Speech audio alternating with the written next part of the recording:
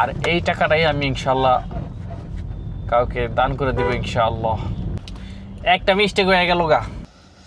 আসসালামু আলাইকুম এভরিওয়ান, আশা করি সবাই ভালো আছেন। আরেকটা আর্নিংয়ের ভিডিও নিয়ে আসলাম। আজকে আমি আমার এই সুন্দর গাড়িটা দিয়ে সারাদিন টিপ মারবো, দেখবো সারাদিনে কত টাকা ইনকাম করতে পারি।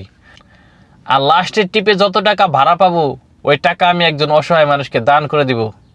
তো পুরো ভিডিওটা দেখতে আমার সাথেই থাকুন। তো চলুন শুরু করা যাক।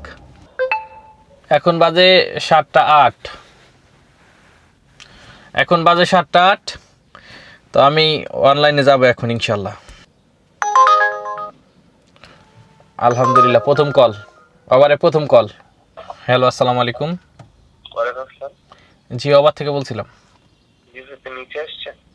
না, আমি মাত্র কলটা পাইলাম। আমি নয়ারেতে আছি। আপনি কোথায়? এই নয়ারে ইবনে সিনাতে না? আচ্ছা ঠিক আছে, আসতেছি। আলহামদুলিল্লাহ, সকাল সকালই কল পাইছি। তো এখন তাকে নিয়ে পিক আপ করে ইনশাল্লাহ রওনা দিয়ে দেবো। তো বন্ধুরা, 43 নাম্বার বাসার এখানে চলে আসি। এখন সোজা এলিভেটেড চলে যাব যাত্রীকে নিয়ে। এলিভেটেড দিয়ে আমরা সোজা বসুন্ধরা আবাসিক এলাকা চলে যাব। আবার যে অবস্থা, এই টিপের ভাড়া দেখলেও আপনারা বুঝতে পারবেন ধানমন্ডি থেকে বসুন্ধরা কত টাকা ভাড়া দেয়। তো আলহামদুলিল্লাহ, যাত্রীকে নামাই দিলাম নর্থ সাউথ ইউনিভার্সিটিতে বসুন্ধরা। ভাড়া আইছে, সকাল তো রাস্তাঘাট অনেক ফাঁকা, এজন্য 359 টাকা ভাড়া আইছে। সে আমাকে 60 টাকা দিছে। আর এই যাত্রী নামানোর আগে অলরেডি আরেকটা কল ঢুকে গেছে ওভারে। সে যাবে হচ্ছে গ্যান্ডারিয়া। তো এখন তাকে রিসিভ করতে যাব, পিক করতে যাব ইনশাআল্লাহ। আলহামদুলিল্লাহ, যাত্রীকে নামাই দিলাম গ্যান্ডারিয়া। ভাড়া আইছে 484 টাকা। সে আমাকে 85 টাকা দিছে। আলহামদুলিল্লাহ, এটা হলো দ্বিতীয় টিপ। আরও অনেক কল ঢুকতেছে ওভারে, দেখি আর কত টাকা ইনকাম করতে পারি। জি 300 ফিট নাকি? নবীনগর। আপনি কি মেন রাস্তা ওই গলিতে না ঢুকলে ভালো হয়, ঠিক আছে? আপনি একটু মেন রাস্তা আসেন। হ্যাঁ, দোলাইপাড়ের আগে আছেন, এই তো? অনেক আগে, ঠিক আছে, আমি দেখতেছি। ঠিক আছে। আলহামদুলিল্লাহ, আরেকটা কল পাইছি। বলতেছি নবীনগর যাইতে দোলাইপাড়ের আগে। নামানের সাথে সাথেই পাইছি আরো অনেক কল ঢুকতেছে, এই যে পাঠাওতে ওভারে। সে যাবে হচ্ছে 300 ফিট। এই দেখেন আরো কল ঢুকতেছে, আরো পাঠাওতে একটার পর একটা ঢুকতেছে। এখন অফিস আওয়ার তো 8:47 বাজে, তার মানে এখন অফিস আওয়ার, এই জন্য প্রচুর পরিমাণে কল ঢুকতেছে। দেখি, আল্লাহ ভরসা। আর শনিবার দিন যারা আপনারা গাড়ি চালান তারা বেশি বেশি টিপ মারবেন, ঠিক আছে? ধরেন কিছু কিছু জায়গা যদি আপনি এখন সকালবেলা ধানমন্ডি যান না, সকালবেলা যদি আপনি গুলশান যান, গুলশান বনানী, ওইখানে আপনি অ্যাভেলেবেল টিপ পাইবেন যাওয়ার, মানে আপনি ওই এলাকায় ঢোকার। কিন্তু ওখান থেকে যে বের হবেন, ওই বের হওয়ার কোনো টিপ পাইবেন না। ওরকম দেখা গেল 1 ঘন্টা 1.5 ঘন্টা 2 ঘন্টা বসে থাকতে হইতেছে। এই জন্য বেশি বেশি টিপ মারতে হয়। কিছু কিছু জায়গায় খুবই না যাওয়া জরুরি, বিকজ মানে ওই এলাকায় যাওয়ার পরে আপনি আটকা পড়ে যাবেন গা। হইতে পারে আপনার খালি চালে আসতে হয়, অথবা মানে শেষ, মানে টিপ মারা শেষ, আধা ঘন্টা 1 ঘন্টা 2 ঘন্টা বসে থাকে। আর এখন আমি যে জায়গায় আছি দেখেন, এই পাশে, এই যে পাশে দেখতে পেয়েছেন কি জানি না, আলোর লিগা রেড জোন পেরে গেছে। মানে এই এলাকা থেকে যদি আমি পাঠাতে ভাড়াও নেই, তাও হিউজ পরিমাণে ভাড়া আসবে। আলহামদুলিল্লাহ, যাত্রীকে নামাই দিলাম Bashundhara convention, international convention city. এটা হলো 300 ফিট। তো ভাড়া ছিল 534 টাকা। 40 টাকা দিছে আর কি, সে আমাকে 40 টাকা দিছে। আলহামদুলিল্লাহ, এটা হলো তৃতীয় নাম্বার টিপ। দেখি পরের টিপ কোথায় পাই ইনশাআল্লাহ। তো চলুন যাওয়া যাক, এখন বের হয়ে যাব।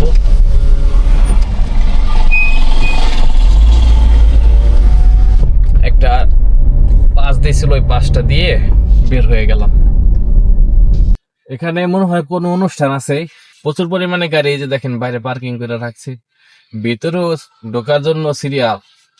এজন্য যাত্রীকে গেটের পাশে নামিয়ে দিলাম, যাতে আমিও বের হয়ে আসতে পারি তাড়াতাড়ি এবং কি তিনিও হেঁটে যেতে পারে।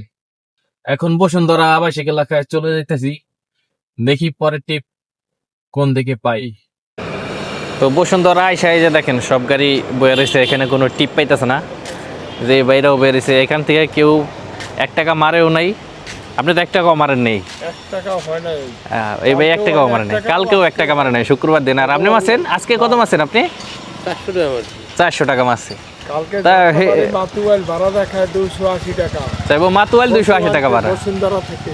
বসুন্ধরা থেকে। কারণের আগে কালকে কোনো ট্রিপ মারি নাই। হ্যাঁ, এই যে দেখেন এদিকে বসুন্ধরা থেকে আরো অনেক গাড়ি বসে রয়েছে। তো আমিও আইসে পড়ছি, দেখি এখন কি করা যায়। এই বাইরেও বসে রয়েছে, আর তাদের হিসাবে আমি আলহামদুলিল্লাহ ভালো মারছি, এ পর্যন্ত 1063 টাকা মেরে লাইছি। তো পরিস্থিতি তো দেখাইলামই, ওভারের পরিস্থিতি এখন একটু খারাপ। তারপরে দেখি আল্লাহ ভরসা, আজকে শনিবার তো, শনিবার একটু টিপ কম থাকে এমনিতেও। ওভারে কোনো টিপ নাই, এতক্ষণ বসুন্ধরা ওয়েট করে আসলাম, কোনো টিপ পাইলাম না। আর ওখানে তো অনেক গাড়ি বয়ে আছে, তো এখন ভাবলাম যে এয়ারপোর্টের দিকে যাই, উত্তরার দিকে যাই। তো যাওয়ার পথে আর কি গ্যাস নেওয়ার জন্য গ্যাস স্টেশন, তো এখন আছি নিকুঞ্জ থেকে গ্যাস নেওয়ার চেষ্টা করতেছি। এই যে দেখতেছেন আমার সামনে একটা গাড়ি আছে, আর 2টা গাড়ি আছে আমার সামনে, আর একটা গাড়িতে গ্যাস নিতেছে। গাড়িতে গ্যাস নিচ্ছি, প্রেশার মোটামুটি আছে, প্রেশার অত বেশি নাই। আর অলরেডি 176-77 টাকার গ্যাস ঢুকছে, এই হলো শেষ, প্রেশার কম আছে। পাঠাতে একটা কল ঢুকছে, যাত্রী যাবে হচ্ছে গুলশান, খিলগাঁও দাঁড়ায় আছে এই যে। কিন্তু এর মধ্যে আবার একটা কল ঢুকছিল, নিউ মার্কেট এলাকায় যাইব। ওই টিপটা অনেক বড় ছিল, আমি ধরছিলাম, কিন্তু দেখে যাচ্ছে কোনো ত্রুটি হয়েছে, এই কারণে আর কি আমার কলটা দিল না। যাক, ভাগ্যে যা আছে তাই হবে। ক্যাশ নেওয়ার পরে এখন দেখি আর কত টাকা ইনকাম করতে পারি। তো আলহামদুলিল্লাহ, যে কলটা আমি ধরছিলাম গুলশান যাওয়ার উদ্দেশ্যে, ওই কলটা ধরার কিছুক্ষণ পরে আবার আরেকটা কল ঢুকছিল। ওই বাইরে আসবে হচ্ছে কমলাপুর। তো ওই পাঠাবের কলটা আমি ক্যান্সেল করে ওভারের কলটা অ্যাকসেপ্ট করে আমি তাদেরকে কমলাপুর নামাই দিলাম। কমলাপুর নামানোর পরে সকালে তো আমি নাস্তা করি নাই, নাস্তা করলাম। নাস্তা করার পরে যে এখন আবার একটা কল ঢুকছে, ওভারে যাত্রী যাবে হচ্ছে ধানমন্ডি। তো এখন তাকে রিসিভ করতে যাইতেছি। হ্যাঁ, আসসালামু আলাইকুম। ওয়ালাইকুম আসসালাম। কোথায় আছেন আপনি? কমলাপুর রোড। আপনি? আমি আপনার কমলাপুর রোড বরাবর একবার আছে যে আপনার আরামবাগ আছে না, সেখানে। হ্যাঁ, আরামবাগ মোড়ে। আমি তো আরামবাগ মোড়ের কাছেই। আপনি কি ওই যে আমরা ডাইনে যে টার্ন নিব, ওই টার্নের ওখানে আছেন বামে না? আমি এই যে আপনার বগেরপুলের যে মুখটা আছে না, ওদিক বরাবর আছে আর কি। আচ্ছা ঠিক আছে, ওই বরাবরই থাকেন, আমরা তো ওইদিকেই যাবো। আলহামদুলিল্লাহ, যাত্রী নামাই দিলাম ধানমন্ডি। বাড়াইছে 289 টাকা, আর সে আমাকে দিছে 300 টাকা। তো এখন পর্যন্ত আমি 1600 টাকার উপরে ইনকাম করছি আলহামদুলিল্লাহ। তো এখন বাজে 12টা 41। তো দেখি সারাদিনে আর কত টাকা ইনকাম করা যায়। তো আলহামদুলিল্লাহ, ওই টিপটা নামার পরে অনেকক্ষণ যাবত ধানমন্ডি এলাকায় বসে আছিলাম। এখন আরেকটা কল ঢুকছে মধ্যবাজার থেকে, যাতে যাবে হচ্ছে উত্তরা। তো এখন তাকে পিক আপ করার জন্য যাচ্ছি, দেখি কত টাকা ভাড়া পাই ইনশাআল্লাহ। টিপি তাইয়া পড়লাম হইলো বিপদে। আয়া দিয়ে এক গাড়ি নষ্ট, বলতেছে হেল্প লাগবো। তারপরে আর কি রওনা দিতে বললো। এই যে এখন হেল্প লিখাইছি। তো আলহামদুলিল্লাহ, যাত্রী নামাই দিলাম উত্তরা। ভাড়া আইছে 462 টাকা, তার থেকে আমি 60 টাকা রাখছি।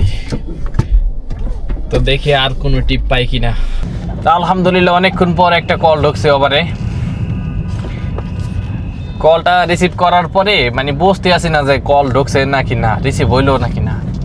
তো মনে করেন ওভারে সিস্টেম হইলো এরকম, যাত্রী যদি রিকোয়েস্ট পাঠায়, তো ওই কলটা অনেকজন মানুষের কাছে ছড়াই ছিটা দেয়। মানে আশেপাশে যত ড্রাইভার আছে তাদের কাছে বেশিরভাগ সময় এরকম করে যে তাদের কাছে ছড়াই ছিটিয়ে দেয়। যে আগে ক্লিক করবো, মানে যে আগে রিসিভ করতে পারবো, তার কাছেই সেই টিপটা মারতে পারবো, ঠিক আছে।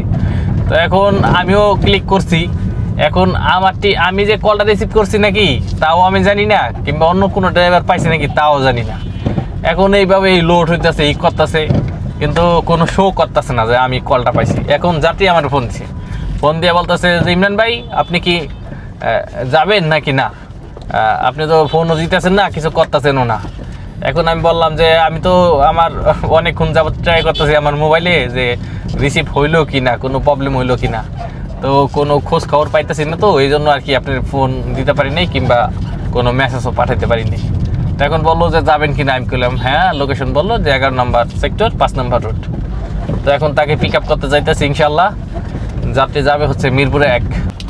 একটা মিস্টেক হয়ে গেল গা, ঠিক আছে। এখন আছে জমজম টাওয়ারের সামনে, একটু আগে যে ইউটার্নটা গেল গা, ওই ইউটার্নটাই আমি নিতাম, বিকজ মানে একটা প্রবলেম হয়ে গেছে মোবাইলে। রেজিস্টার মারছি, মানে ফোন অফ করে অন করছি, এখন পর্যন্ত অন হইতেই অনেকক্ষণ যাবত দাঁড়ায় আছিলাম রাস্তায়, কিন্তু অন হইতে অনেক সময় নিয়েছে। এই কারণে আর কি আবার পরে ইউটার্ন নিতে হইতেছে।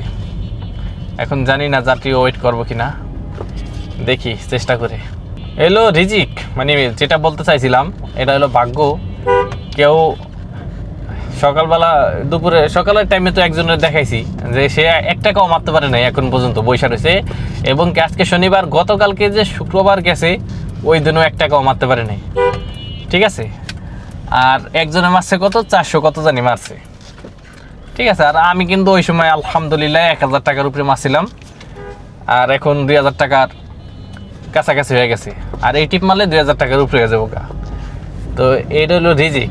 আবার দেখা গেল কি একজনে 8000 মেরে লেছে এই সময়ের ভিতরে, কারণ একটা টিপ যদি কারো একটা টিপ ঢুকা যায় যে 8000 টাকা 10,000 টাকা, তো এক টিপ মারতে ধরেন 5 ঘন্টায় লাগুক, আর আমরা 5 ঘন্টায় 2000 টাকা, 1000 টাকা, 1500 টাকা, 2500 টাকা এরকম ইনকাম করতে পারি, টাকা থাকে। তো এই হলো পরিস্থিতি, এটা নিয়ে হতাশের কিছু নাই। আল্লাহ তাআলা যার রিজিক যতটুকু রাখছে ওইটুকুই পাইব।